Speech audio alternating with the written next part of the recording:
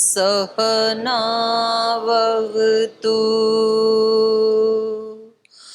सहनौ भुनक्तु सह वीर्यङ्करवावहै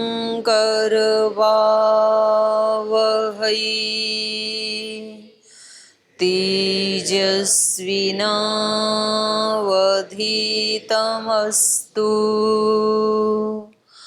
मा विद्विषावहै।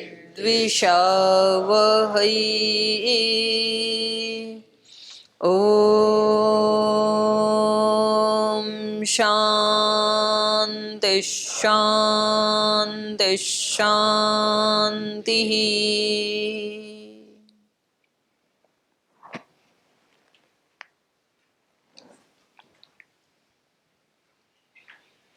कल हमने पढ़ा था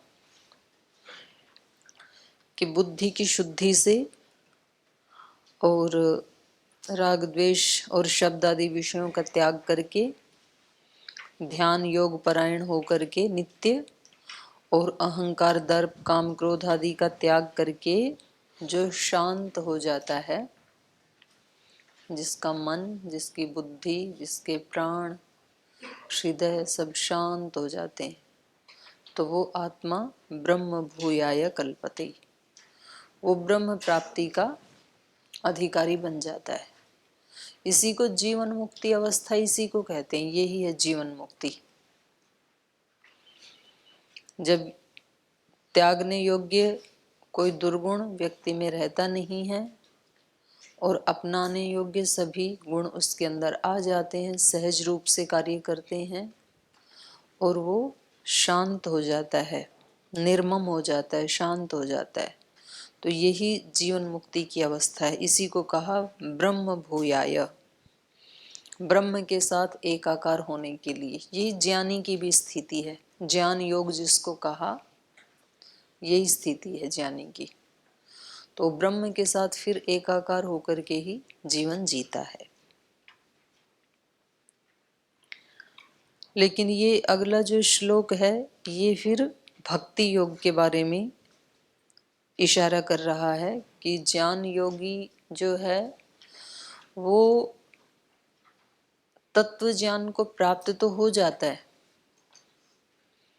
उसको राग द्वेष आदि या ये पांचों इंद्रियों के जो विषय हैं ये उसको विचलित या आकर्षित तो नहीं करते हैं, और अहंकार काम क्रोध आदि परिग्रह आदि ये भी उसके पास नहीं आ सकते हैं, क्योंकि उसका विवेक जागृत हो चुका है। तो वो भगवान की अनुभूति तो करता है क्योंकि उसको तात्विक ज्ञान हो गया, लेकिन उसको भगवान का दर्शन नहीं होता है और ना उसको दर्शन की इच्छा है, उसको इच्छा भी नहीं है।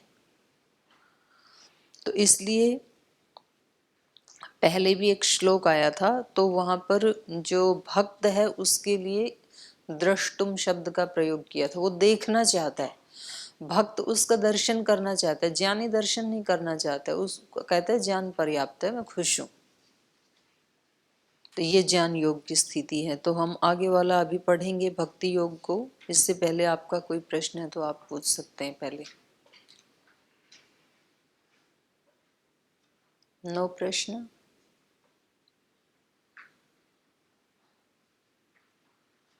हमारी जो शिक्षा है, हाँ मुश्किल से लोकेंद्र जी ने हाथ उठाया हमारी जो शिक्षा है वो 4 चरण की बताई है, श्रवण मनन निधिध्यासन और फिर व्यवहार। तो केवल श्रवण मात्र से संतोष नहीं करना, आपको इसके ऊपर मनन भी करना है, चिंतन मनन, और फिर निधिध्यासन और गहराई से चिंतन करके निर्णय लेना, तब फिर ये व्यवहार में आएगी विद्या। नहीं तो सुनने मात्र से फिर आज सुना उसको कल हम भूल जाएंगे, फिर वो हमारे जीवन में काम नहीं आएगा। तो गुरुकुल की शिक्षा का और जो बाहर की शिक्षा है उसमें यही तो अंतर है। वहां पर केवल एक उसको बढ़ाया जाता है, दिमाग के 2 काम है, एक रटना, एक चिंतन मनन करना। आज व्यक्ति की जो सबसे बड़ी वीकनेस है ना, वो यही हो गई कि उसके पास चिंतन मनन करने के लिए टाइम नहीं है।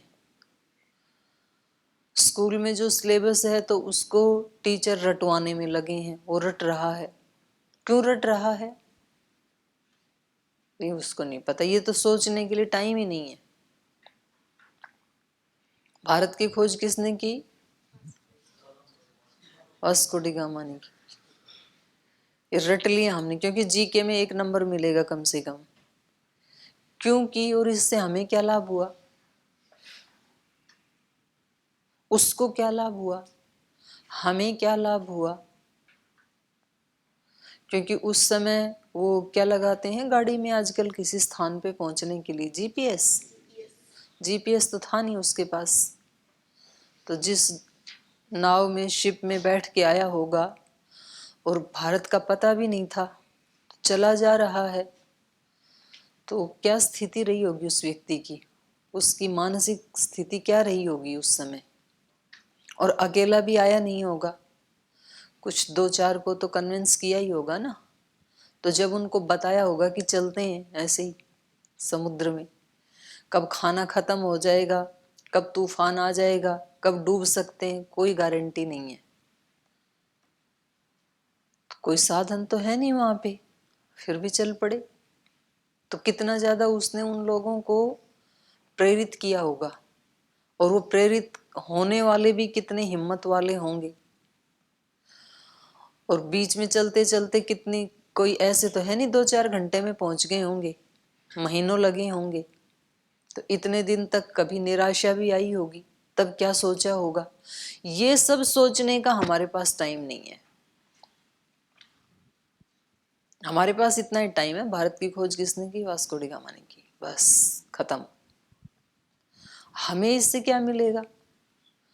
हम एक व्यक्ति से प्रेरणा ले सकते हैं,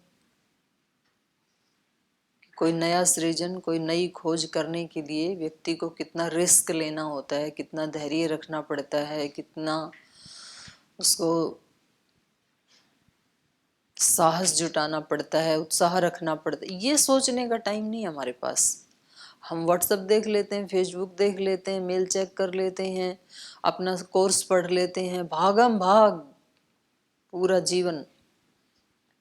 एक क्षण का टाइम नहीं किसी के पास, भागम भाग। ये भागम भाग है किसके लिए, ये सोचने का टाइम नहीं है। तो ये वो वाली शिक्षा पद्धति है ये, तो इसको गुरुकुल में नहीं रखना। गुरुकुल वाली शिक्षा पद्धति है श्रवण मनन निधिध्यासन। पहले ये 3 भाग होने ही चाहिए। जो आपने सुना है उसके ऊपर आप मनन करो। ये अर्जुन की क्या स्थिति है, ये भगवान कृष्ण इसको क्या उपदेश दे रहे हैं। कभी बैठ के 5-7 विद्यार्थी उसके ऊपर चर्चा किया करो, उसी को ही चिंतन मनन कहते हैं। निधिध्यासन अकेले में होता है। फिर भैया शास्त्र जो रोजाना पढ़ रहे हैं, इसको पढ़ने से क्या लाभ होगा? और ये क्या बता रहे हैं, किस स्थिति के बारे में इशारा कर रहे हैं? तो जब कभी एक दूसरे के कक्ष में जाते हैं तो गपशप मत किया करो, इसकी चर्चा किया करो। तो फिर वहां से कुछ तो निकल के आएगा और वो आपके जीवन का हिस्सा बन जाएगा। फिर उसको कभी भूलेंगे नहीं आप। और भूलेंगे नहीं इसका मतलब याद रखना ये उद्देश्य नहीं है। फिर वो अपने जीवन में आने लगता है, अपने जीवन का अंग बनने लगता है फिर।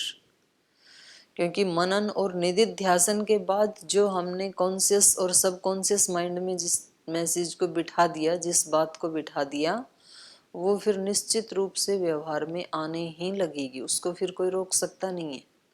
कोई चीज एक बार सबकॉन्शियस माइंड में घुस गई ना, फिर आपका भी वश नहीं है, फिर तो वो करवाएगा वैसा आपसे। तो इसलिए पाठ पढ़ने के बाद कुछ समय ऐसा जरूर निकालो चिंतन मनन के लिए भी। हाँ जी, पूछिए लोकेंद्र जी। ओम दीदी प्रणाम। दीदी एक इसमें अभी आया, जो ब्रह्म प्राप्ति का जो एक साधन बनता है वो लघवासी या सात्विक आहार, जो हिंसा रहित आहार है। हमारा जो खान पान है वो सात्विक होना चाहिए। तो इसके लिए कुछ 1-2 बार मेरे सामने ऐसी प्रॉब्लम आई, तो उस स्थिति में मैं कुछ निर्णय नहीं ले पाया। जैसे मैंने अभी प्रवास के दौरान काफ़ी प्रचार किया, सात्विक आहार के विषय में बताया, तो बहुत सारे भाई बहनों ने छोड़ा भी। तो उसमें वहां पर तो जहाँ मैं रहता हूँ फिश और चिकन ही अधिक चलता है हर घर में, 99% सभी है। आप 100% ही समझिए ऐसा समझकर। हाँ, मैं पूरा जानती हूँ। तो वहां पर कुछ बहनों का मैंने छुड़वाया और उनको संकल्प भी दिलाया यज्ञ आदि करा करके, और उन्होंने छोड़ भी दिया। लेकिन फिर अभी एक बहन की शादी हुई उनमें से, और उसने छोड़ दिया था। तो अब वो बड़ी कष्ट में है, दुखी में। वो बोल रहे कि मैंने छोड़ दिया, अब मुझे उससे घृणा हो गई उस आहार से। लेकिन जहाँ मैं जाती हूँ वहाँ तो सभी खाते हैं, उसके पति भी, उसके घर में सब, और उसको बनाना पड़ता है। और कैसे ये, फिर मैं तो समझ नहीं पाया कि क्या करे अब। संघर्ष करो, जब भगवान ने सामने संघर्ष लाया है तो ऐसी स्थिति और में प्रचार करे सात्विक आहार का ऐसे स्टेट में, या ना करे, क्या करे समझ में नहीं नहीं, आप करते रहो, लेकिन ये अपने मन में अपेक्षा मत रखो कि आपके प्रचार का 100% रिजल्ट आएगा और सब निरामिष हो जाएंगे। ऐसा नहीं होगा। जिनको होना है वो हो जाएंगे। आप करते रहो अपना काम।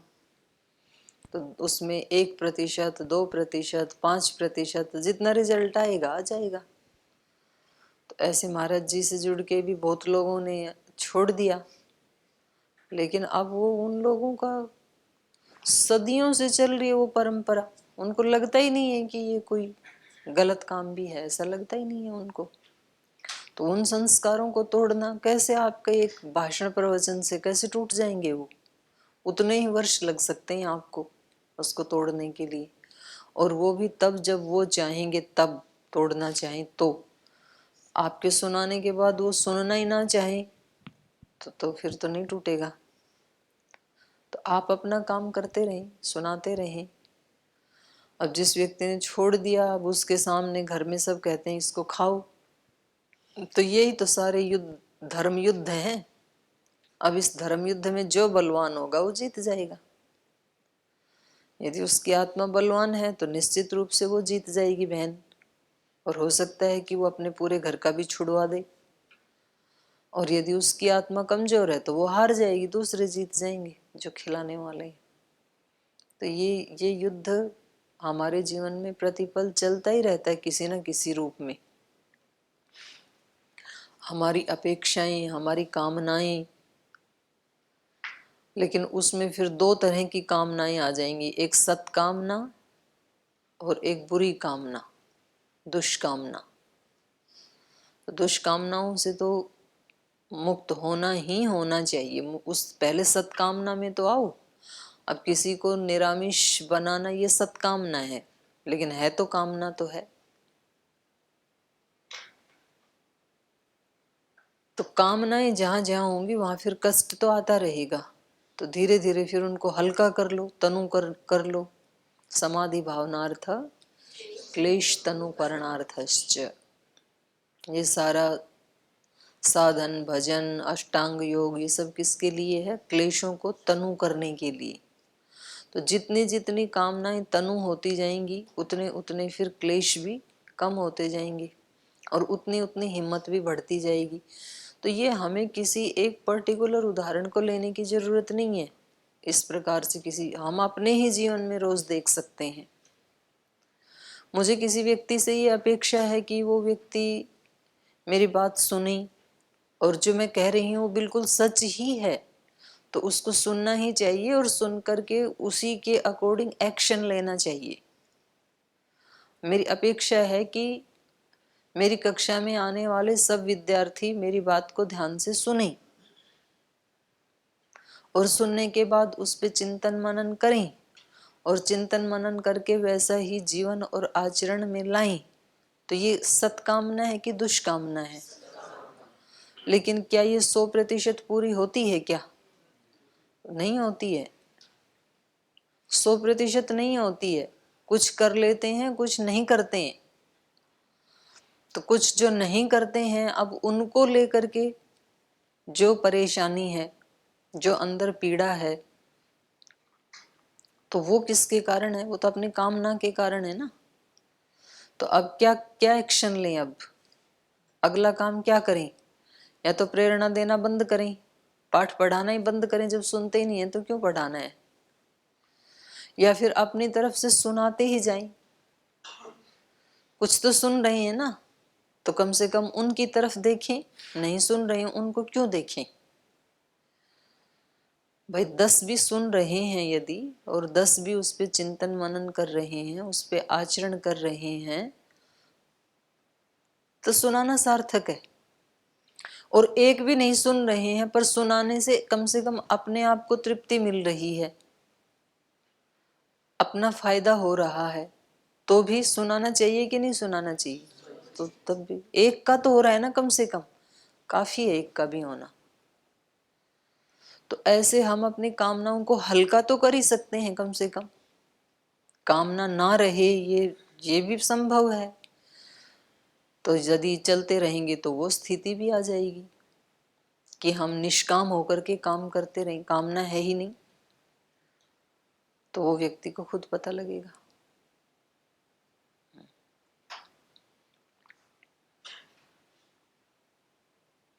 हो गए प्रश्न खत्म?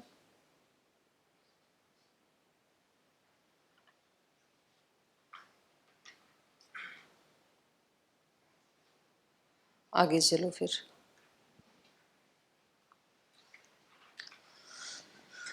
तो इन्होंने बताया कि ये शब्द आदि विषयों का त्याग कर दिया, अहंकार, बल, दर्प, काम, क्रोध, परिग्रह आदि का जिसने परित्याग कर दिया, उनसे छूट गया, विमुच्य, जो निर्मम हो गया, शांत हो गया, ये व्यक्ति अब अपने अंतःकरण में संसार को बसा के नहीं चलता है, उसके अंतःकरण में संसार से अत्यंत विच्छेद हो गया।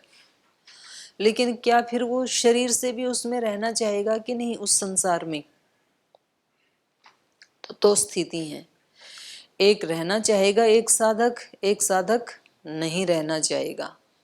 तो जो सांख्य दर्शन में चक्र भ्रमणवत धृत शरीर है, तो एक तो चक्र के ऊपर घड़ा तो बन गया तो भी घूम रहा है वो, एक ये स्थिति है। वो उसको ज्ञान हो गया, उसको कृतकृत्यता की स्थिति मिल गई, लेकिन उसके बावजूद भी वो शरीर को अपनी इच्छा से नहीं छोड़ता है। वो कहता है शरीर को जो वेग मिल गया था, चलने तो कोई बात नहीं, इससे उपकार होगा, जो भी 5, 10, 20 वर्ष बचे हैं जी लेते हैं, कोई बात नहीं। और दूसरे ऐसे हैं कि अब काम तो हो गया इस शरीर का, तो अब क्यों इसको ढोना है, तो फिर वो अपने संकल्प से शरीर का परित्याग कर देते हैं। तो दोनों ही प्रकार के उदाहरण देखने को मिलते हैं। तो ये तो एक स्थिति हुई। लेकिन एक ऐसे भी साधक हैं, ऐसे भी योगी हैं जो संसार से संबंध विच्छेद को सर्वोपरि नहीं मानते। वो कह रहे हैं कि उनको फिर सब जगह वो संसार दिखता ही नहीं है ना उनको तो सब क्या दिखाई देता है, भगवतमय ही दिखाई देता है, भगवान ही दिखाई देता है सबके अंदर। और ना केवल मनुष्यों में बल्कि सब प्राणियों में भी, और ना केवल प्राणियों में बल्कि सब पेड़ पौधे वनस्पति आदि में भी। वो कहता है कि कहाँ जाऊं, भगवान के अलावा, भगवान के अतिरिक्त तो और कुछ है ही नहीं यहाँ पर, तो सब कुछ ब्रह्म ही ब्रह्म है, ऐसी उसकी दृष्टि होती है। तो फिर वो क्या करता है, वो ज्ञान के कारण संसार के जो ताप त्रय हैं, मल ताप त्रय को धो चुके हैं, ओम के हम हो चुके हैं। वो तो स्थिति है 53 नंबर श्लोक वाली। मल ताप त्रय को तो वो धो चुका है, लेकिन फिर भी मुक्त होने पर भी उसको इस संसार से विच्छेद करने वाली मुक्ति नहीं भाती है, वो नहीं उसको अच्छी लगती है। तो फिर क्या करता है वो प्रेम को प्राप्त हो जाता है। क्योंकि जिसने इन सारे दुर्गुणों का त्याग किया है, तो त्याग तो हो गया, लेकिन तो भी त्याग का हल्का संस्कार तो ज्ञानी में बच जाता है। उसको पता है कि मैंने सब दुरितों का त्याग कर दिया है, तो ये वाला सूक्ष्म संस्कार उसमें रहता है। लेकिन भगवान के भक्त में कोई त्याग का संस्कार नहीं होता, क्योंकि उसने त्याग किया ही नहीं, बल्कि उसने तो अपना लिया सारे संसार को, सब प्राणियों को, सब मनुष्यों को, सब जीवों को, सब पेड़ पौधे वनस्पति आदि को अब उसने भगवान के रूप में ही अपना लिया। वो विराट हो गया, वो उसी में तल्लीन हो गया, उसी में प्रवेश कर गया। ये भक्त की स्थिति है। तो उसको कहा इसमें, श्लोक बोल लीजिए, ब्रह्मभूत प्रसन्नात्मा न शोचति न कांक्षति समः सर्वेषु भूतेषु मद्भक्तिं लभते पराम् भक्त्या मामभिजानाति यावान् यश्चास्मि तत्त्वतः ततो मां तत्त्वतो ज्ञात्वा विशते तदनन्तरम् सर्वकर्माण्यपि सदा कुर्वाणो मदव्यपाश्रय मत्प्रसादात् अवाप्नोति शाश्वतं पदमव्ययम्। अब ये ब्रह्म भूत, देखिए आप ध्यान दीजिए 53 नंबर श्लोक में शब्द आया ब्रह्म भूयाय, इसमें आया ब्रह्म भूत। ब्रह्म भूयाय मतलब ब्रह्म से एकाकार होने के लिए, एकाकार होना चाह रहा है वो और एकाकार हो भी जाता है, लेकिन तो भी उसको ये पता है कि मैं एकाकार हो गया, और ये क्या हो जाता है ब्रह्म भूत, ब्रह्म ही हो गया। क्योंकि जब सब में ब्रह्म है तो मैं भी तो उसी विश्व का एक छोटा सा अंश हूं ना, तो मुझ में भी है। तो सारा विश्व ब्रह्म है तो उस विश्व का ही एक टुकड़ा मैं भी हूं, तो वो अपने आप को भी उसी में लीन कर देता है, अपना अलग आइडेंटिटी रखता नहीं है वो। तो ब्रह्म भूत प्रसन्न आत्मा, और दुख या सुख तो दूसरे से होता है, जब दूसरा कोई है ही नहीं केवल ब्रह्म ही है, तो फिर ये क्या हो जाता है प्रसन्न आत्मा। प्रसन्न आत्मा माने निर्मल आत्मा। न शोचती न कांक्षती, शोक व्यक्ति कब करता है जब कोई अपनी प्रिय वस्तु अपने से अलग हो जाए, और आकांक्षा कब करता है, कामना कब करता है जब कोई अपने को मिलने वाली वस्तु ना मिले। शोक करता है जब अपने से कोई चीज बिछुड़ जाए, और आकांक्षा करता है जब कोई चीज अपने को ना मिले जो मिलने योग्य थी। अब इसको ना तो कोई ऐसी इसकी दृष्टि में है कि जो इससे जबरदस्ती किसी ने छीन ली हो तो उसके लिए ये शोक करे, और ना कोई ऐसी वस्तु है जिसकी इसको कामना हो प्राप्त करने की, क्योंकि इसने सब कुछ प्राप्त कर ही लिया है। इसलिए इसके चित्त की स्थिति कैसी हो जाती है, न शोचती न कांक्षती। आप कल्पना करो कितनी आनंददायिनी स्थिति होगी ये चित्त की, अगर हमारा मन, हमारा चित्त, बुद्धि, अहंकार ऐसे हो जाए कि ना तो किसी चीज का शोक है और ना तो किसी चीज की आकांक्षा है, क्या आनंद आ जाएगा ना जीने में। मतलब अभी तो मुसीबत ही यही है कि कुछ चीजें छोड़ना नहीं चाहते हैं वो छूट जाती हैं, कुछ चीजें देखना भी नहीं चाहते हैं वो सामने आती हैं, उनके साथ रोज पाला पड़ता है। यही तो मुसीबत है। रोजाना सुख और दुख होते ही रहते हैं। जिन चीजों से सुख होता है वो थोड़ी देर के लिए मिलती हैं, कम मात्रा में मिलती हैं, और जब चाहे तब कभी मिलती हैं कभी नहीं मिलती हैं। तो इसलिए उनको पाने की अभीप्सा लगी रहती है। ध्यान की स्थिति कभी होती है कभी नहीं होती है। एक दिन कभी हो गई जिसमें आनंद आया, अब रोजाना उसको प्राप्त करने की आकांक्षा बनी रहती है, और एक बार वो बन गई तो फिर वो चली जाती है, तो शोक होता है कि कितनी अच्छी स्थिति थी वो चली गई, अभी तो मन फिर विचलित हो गया। लेकिन ये जो है साधक ऊपर वाले से, ऊपर वाला जो 53 नंबर श्लोक है यहां तक की स्थिति उसकी भी हो गई, उसके आगे क्या होगा, जीवन मुक्त होने के बाद क्या होगा, जीवन मुक्त होने के बाद भक्त बन जाएगा। प्रसन्नात्मा ब्रह्म भूत प्रसन्नात्मा न शोचती न कांक्षती सम सर्वेषु भूतेषु, सब प्राणियों में समान रूप से बरतता हुआ, व्यवहार करता हुआ, मद भक्तिम लभते पराम, मद पराम भक्तिम लभते, वो मेरी परा भक्ति को प्राप्त हो जाता है। एक अपरा भक्ति, एक परा भक्ति।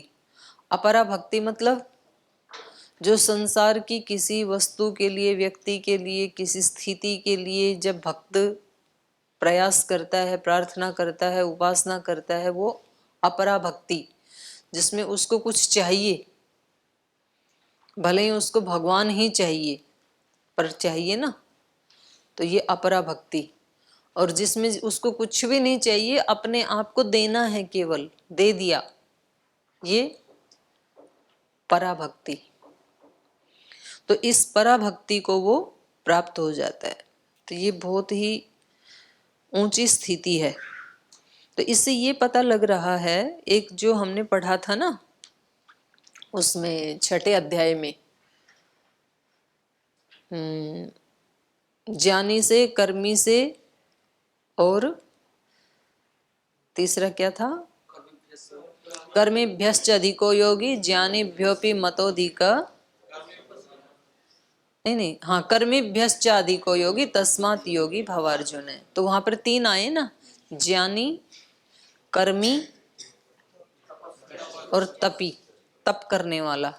तो वहां ज्ञान योग शब्द नहीं है, ज्ञान योगी ऐसा नहीं है, ज्ञानी, ज्ञानेभ्यो अधिको योगी। तपस्वी ले लो पहले, तपस्वीभ्यो अधिको योगी, तप करने वाले से भी योगी अधिक है, तपस्वीभ्यो अधिको योगी। ज्ञानेभ्योऽपि मतोऽधिक, ज्ञानी से भी श्रेष्ठ योगी है, तपस्वी से भी श्रेष्ठ योगी है, ज्ञानी से भी श्रेष्ठ योगी है। कर्मेभ्यश्च अधिको योगी, कर्म करने वाले से भी योगी श्रेष्ठ है। तस्मात् योगी भव, योगी बन जा, ऐसे बताया। अब योगी बनने के बाद योग भी फिर 3 प्रकार का है, ज्ञान योग, कर्म योग, भक्ति योग। वहां योग नहीं है, वहां केवल ज्ञानी, जिसके पास केवल ज्ञान है। तो बिना योगी हुए भी ज्ञान हो सकता है, उस श्लोक से ये पता चल रहा है। योगी हुए बगैर भी कोई व्यक्ति ज्ञानी हो सकता है, और योगी हुए बगैर भी कोई तपस्वी हो सकता है, और योगी हुए बिना भी कोई कर्म करने वाला हो सकता है। जैसे कि हम सभी हैं, कर्म तो करते ही है ना, सब मनुष्य कर्म कर रहे हैं, लेकिन वो सब कर्म योगी तो नहीं है। और मनुष्य ही क्यों, सब प्राणी भी कर्म कर ही रहे हैं, कुछ ना कुछ कर्म तो चींटी भी कर ही रही है ना, तो वो कर्म योगी तो नहीं ना है। तो वहां पर तो ये कहा कि तू योगी बन जा। अब योगी में भी 3 योगी हो गई, ज्ञान योगी, कर्म योगी, भक्ति योगी। ज्ञान योग, कर्म योग, भक्ति योग। तो इस श्लोक से ये पता लग रहा है कि इन तीनों योगियों में भी भगवान को सबसे ज्यादा प्रिय कौन है, भक्ति योग।